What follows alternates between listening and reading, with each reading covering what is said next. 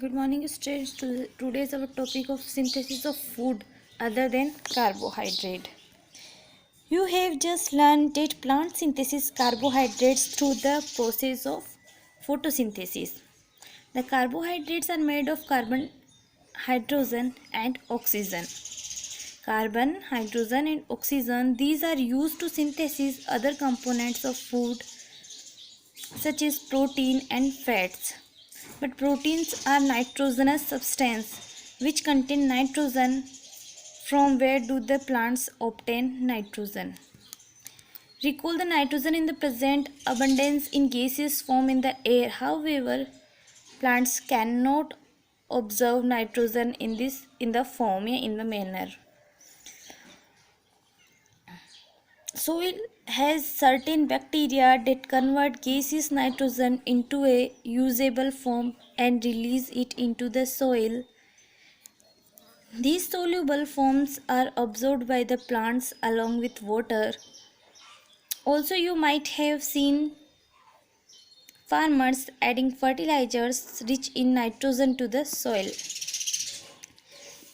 In this way, plants fulfill their requirement of nitrogen along with the other constituents. Plants can then synthesize components of food other than carbohydrates such as protein and fats. You already know about nitrogen is present in high amount of atmosphere, but plants cannot obtain in this manner, in this form. They can some bacteria convert nitrogen into nitrogen product nitrate and nitrite, and plants use this nitrate and nitrite. Other modes of nutrition in plants. There are some plants which do not have chlorophyll. Some plants which do not have chlorophyll, they cannot synthesize their food. How do they survive and form? Where do they derive nutrition? Like humans and animals, such plants depend on the food produced by other plants.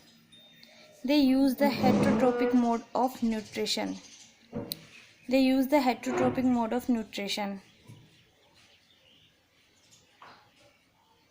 The plant of Cuscuta, a tubular structure is found around the stem and branches.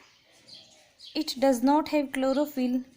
It takes ready-made food from the plant on which it is climbing. The plant on which is climbed is called a host, or since it deprives the host of valuable nutrients, it is called parasite. The plants on which it climbs, this is called host, and since it deprives the host of valuable nutrients, it is called parasite. Are we and the other animals also parasite on the plants?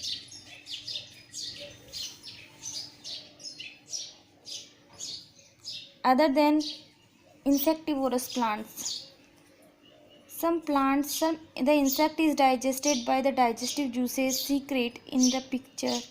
Such insect-eating plants are called insectivorous plants. What is insectivorous plant? Such insect-eating plants are called insectivorous plants. So in our next class we study about saprotrophs.